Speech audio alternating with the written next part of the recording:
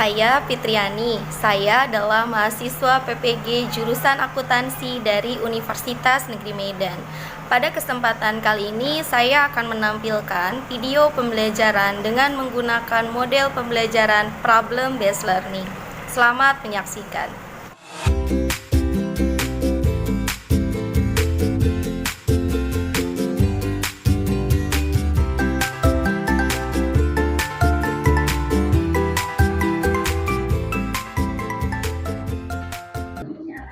Selamat siang anak-anak.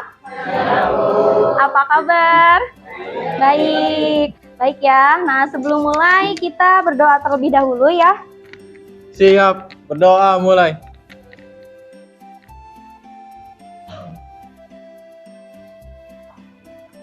Selesai memberi salam. Assalamualaikum warahmatullahi wabarakatuh.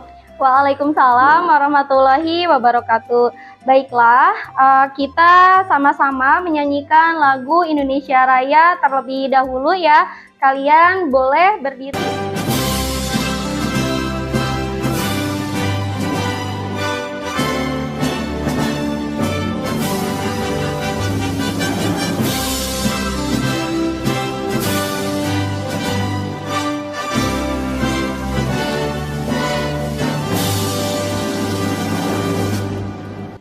Oke, silahkan kalian boleh duduk kembali.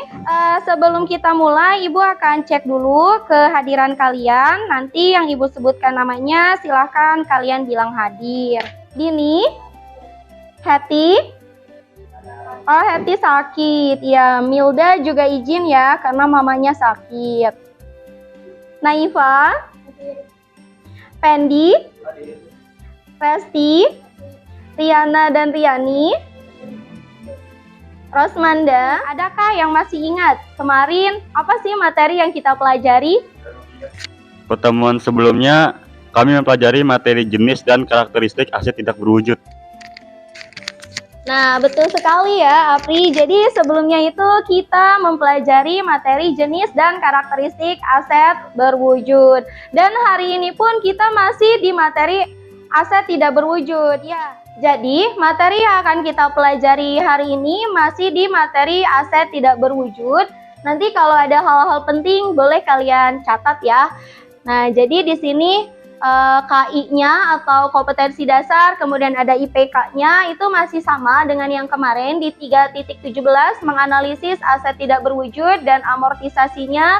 Kemudian 4.17 melakukan pencatatan aset tidak berwujud serta amortisasinya ya.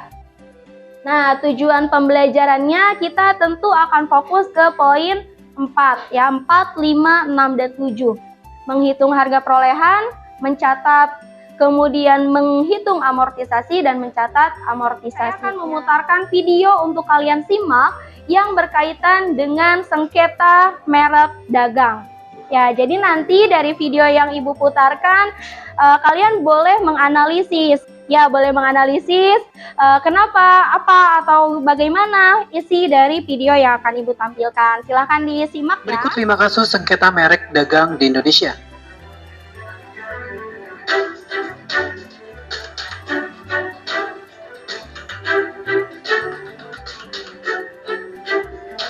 Pemberitaan sepekan terakhir ramai diisi dengan sengketa merek ayam geprek milik Ruben Onsu bernama Geprek Bensu dengan ayam geprek Bensu milik Beni Sujono.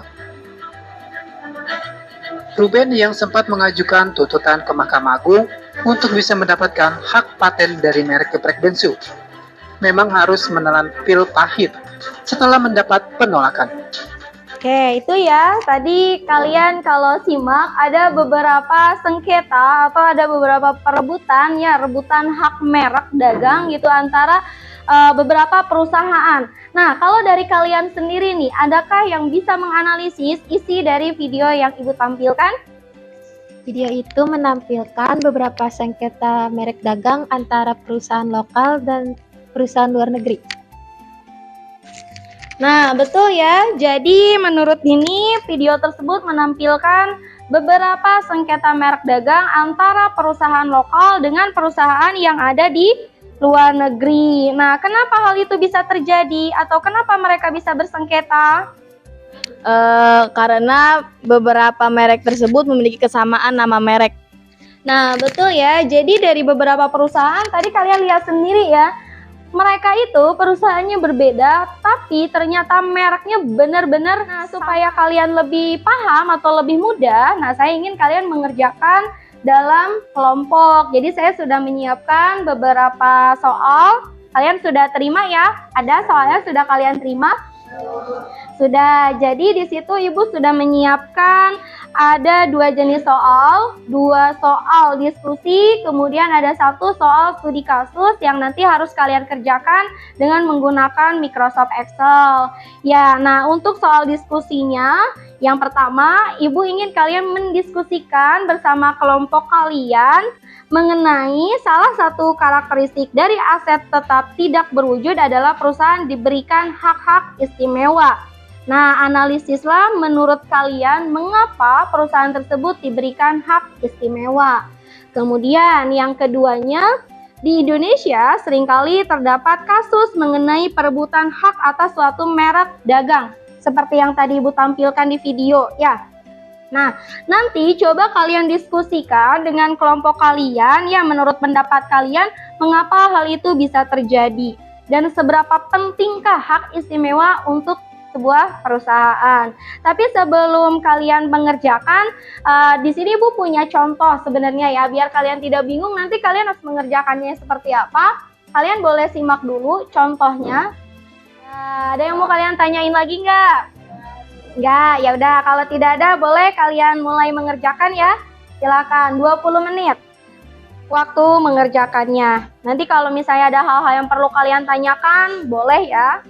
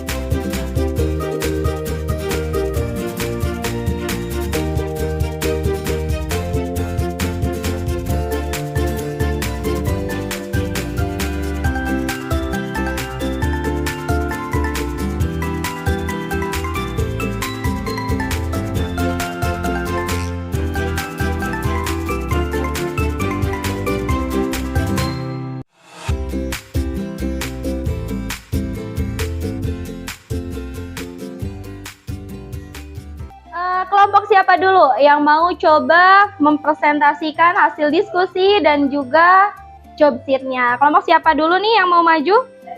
Boleh, silakan. Sarah sama siapa? Sama Sari, boleh silakan. Assalamualaikum warahmatullahi wabarakatuh. Kami akan menampilkan dan mempresentasikan hasil diskusi kelompok kami. Untuk pertanyaan, salah satu karakteristik dari aset tidak berwujud adalah perusahaan diberikan hak-hak istimewa.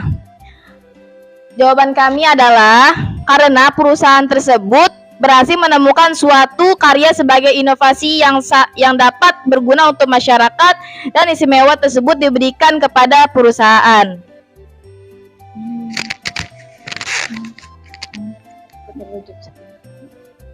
Berikut adalah job sheet yang kami kerjakan.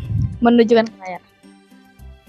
Job sheet tersebut menunjukkan perhitungan harga perolehan hak paten dari PT Andalansia serta jurnal untuk mencatat harga perolehan dan amortisasinya. Jurnal pertama untuk mencatat harga perolehan dan jurnal kedua untuk mencatat beban amortisasi. Terima kasih. Baiklah, dari paparan teman-teman kalian tadi, ya dari dua kelompok perwakilan tersebut, kira-kira nih adakah yang ingin kalian tanyakan atau mungkin ingin kalian tanggapi? Saya ingin bertanya apa yang dimaksud dengan biaya akuisisi. Nah, terima kasih ya Sipa pertanyaannya. Jadi Sipa bertanya, apa itu biaya akuisisi katanya ya? Ada yang mau coba menjawab? Biaya akuisisi adalah harga yang dibayarkan untuk memperoleh suatu aset. Nah, jadi jawabannya adalah biaya yang dikeluarkan untuk memperoleh suatu aset. Katanya itu adalah akuisisi. Untuk mengakhiri pembelajaran kita hari ini, ya kita main kuisis lagi ya. Kita mulai ya. Mulai. Kita mulai.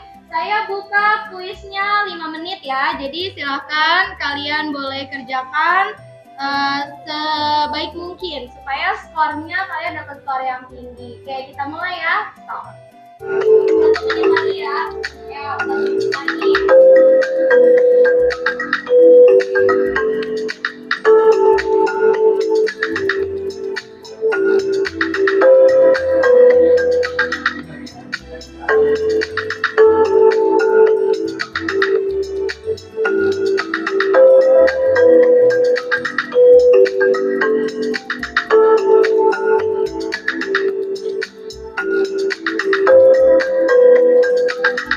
Kita lihat. Nah, ini ya yang memperoleh nilai. Tepuk tangan dong. Jadi nilai tertingginya ini Rifki ya. Rifki bukannya pakai nama sendiri. Oh, yang keduanya Naifa Chansi. Dan yang ketiganya Resti. Oke, tepuk tangan lah buat kalian semua ya. Nah, tapi sebelum kita tutup, Ibu ingin kalian membantu Ibu untuk menyimpulkan materi yang kita pelajari hari ini. Siapa yang mau membantu? Kesimpulan dari materi yang dipelajari hari ini adalah menghitung harga perolehan aset tetap dengan cara menambahkan seluruh biaya yang dikeluarkan untuk memperoleh aset sampai aset tersebut siap untuk digunakan. Oke, jadi kesimpulan dari Naifa adalah bahwa materi kita hari ini kita membahas aset tidak berwujud, kemudian mempelajari cara menghitung harga perolehan. Ya, harga perolehan aset tidak berwujud, kata Nana itu adalah menjumlahkan semua biaya yang dikeluarkan sampai aset itu siap untuk digunakan. Ya, ada lagi yang ingin memberikan kesimpulan? Kesimpulan materi yang kita pelajari adalah bahwa setiap aset harus dihitung dan dicatat penyusutannya. Nah, terima kasih untuk Arifin ya. Jadi kalau kesimpulan dari Arifin bahwa setiap aset itu harus dihitung dan dicatat penyusutannya. Ya, semoga materi yang kita pelajari hari ini tidak kalian lupa ya. Iya, jangan lupa ntar keluar dari kelas kalian lupa lagi tadi belajar apa yang nggak tahu lupa. Jangan begitu ya, karena kalian kan sudah kelas 12, tentu belajarnya harus lebih giat lagi. Itu saja mungkin ya pertemuan kita hari ini. Terima kasih banyak atas kerjasamanya ya. Ya, sehat-sehat buat kalian semua. Pokoknya berkah buat kalian semua. Ya, sukses terus. Nah, sebelum ditutup, Ahmad boleh dibantu? Bantu doa saya.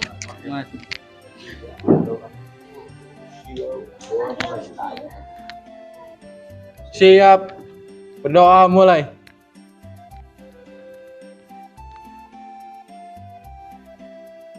Selesai. Memberi salam. Waalaikumsalam warahmatullahi wabarakatuh. Silahkan boleh kembali ke kelas ya.